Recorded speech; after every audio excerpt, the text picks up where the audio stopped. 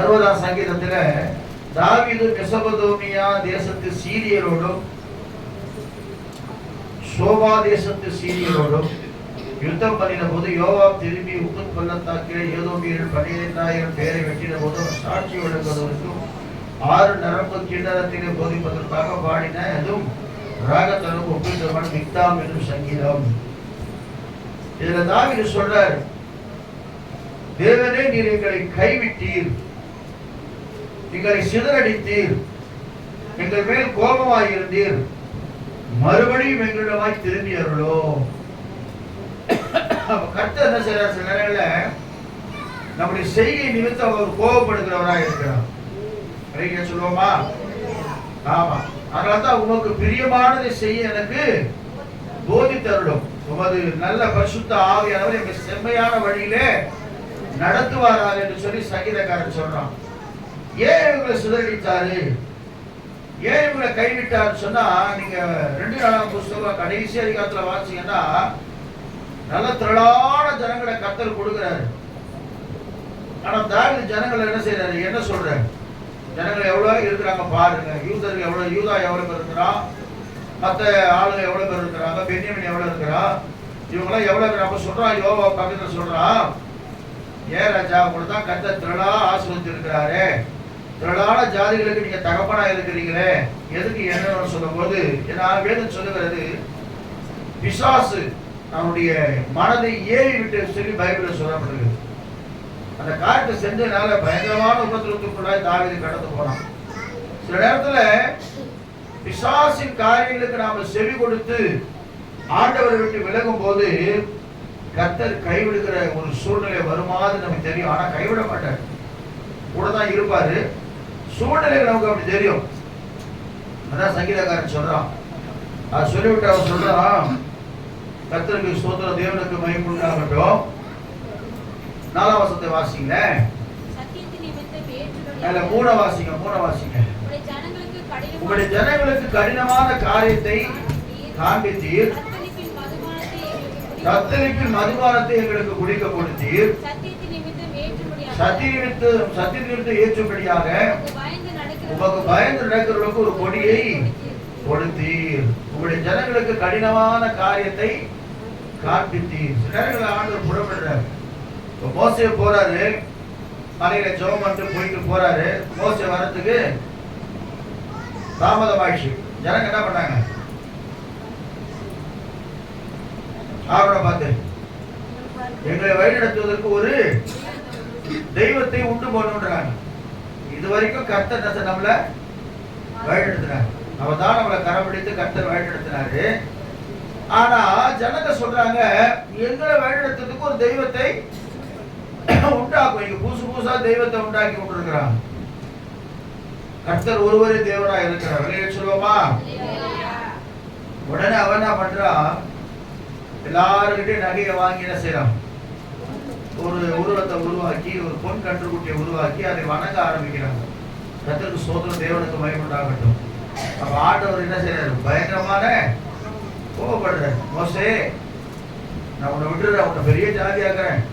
ஆனா இவன் என்ன செய்ய போற? வணங்கா கழுத்துள்ள ஜனங்களா இருக்கிறாங்க, உன்னை அழிச்சுடுறேன்னு சொல்லி கர்த்தர் இறங்குறாரு. ஆனா மோசே திறப்பின் வாசல் நிற்கிறவனா இருந்தான். சொல்லுவோமா? அதுக்காக தான் சங்கீதக்காரன் சொல்றான், உங்களுடைய ஜனங்களுக்கு கடினமான காரியத்தை காண்பி, தத்தரிப்பில் மதுபானத்தை இஷ்டம் போல ஜாலியா விளையாட ஆரம்பிச்சிட்டாங்க. அரை நிர்வாணமா எல்லாம் மதுபானத்தை குடிச்சிட்டு அந்த சிலைக்கு முன்பாக ஆட ஆரம்பிச்சிட்டாங்க. அது கர்த்தருடைய பார்வைக்கு மிகவும் அருவருப்பா இருந்துச்சு. அறிக்கையா சொல்லுவோமா? ரோமர் நிருபத்துல ஒரு அருமையான வசனம் இருக்குது. பரலோக ராட்சி எப்படிப்பட்டதா? புசிப்பும் குடிப்பும் அல்ல. தேவனுடைய ராட்சி எப்படிப்பட்டதா இருக்குது? புசிப்பும் குடிப்பும் அல்ல.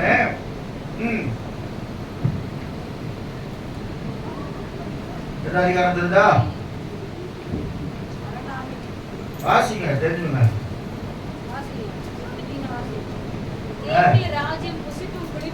Very good. தேவனுடைய ராஜ்யம் குடிப்பும்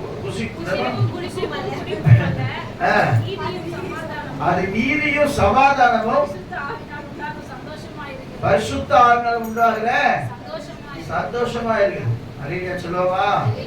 நான் கூட போயிட்டு பாரிஸ்ல போயிட்டு நல்லா தண்ணி அடிச்சு ஒன்னாந்தேதி ஃபுல்லா குடிச்சிட்டு போய் உட்காந்து கிடப்பேன் மாதா கோயில போய்.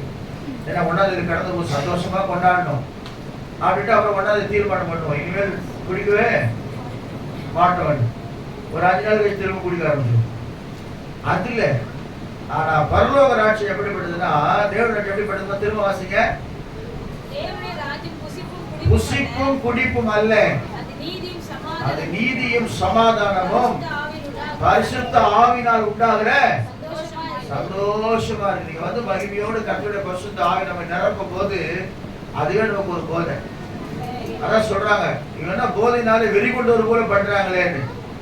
அப்பதான் சொல்றார் கர்த்தருக்கு ஸ்தோத்திரம், யோவேல் தீர்க்கதரிசி சொல்லப்பட்ட காரியம் நிறைவேறுதுன்னு சொல்லி அருமையான பேதுரு சொல்றார். என்னன்னு குடிக்கல, அவங்க வெறித்திருக்கல, பரிசுத்த ஆவியானவர் என்ன செய்யறாரு, நிரப்பனதுனால அவங்க அப்பேற்பட்ட ஒரு சந்தோஷத்துல திரைக்கிறாங்க. அதனால வந்து பாருங்க, ஒரு கொடியை கர்த்தர் கொடுக்கிறாங்க. ஒரு கொடியை கொடுத்தார் கர்த்தருக்கு ஸ்தோத்திரம். ஆனா ஆண்டவர் சொல்றார், எல்லாமே என்னுடையதான். தேவன் தமது பரிசுத்தத்தை கொண்டு விளம்பினார், ஆகையால் களி கூறுவேன். சீகேமி பங்கிட்டு சுக்கத்தின் பள்ளத்தாக்கை அமைந்து கொள்ளுவேன். எல்லாவே சொல்லிட்டு கர்த்தருக்கு ஸ்தோத்திரம். அவன் கடைசியா சொல்றான் ஒரு வார்த்தை, அரணான பட்டணத்திற்குள் என்னை நடத்தி கொண்டு போகிறவர் யார்?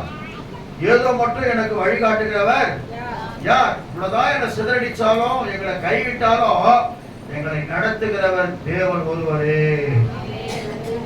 சொல்லுவோமா? ஆமா. எந்த நிலைமையிலான் இருந்தாலும்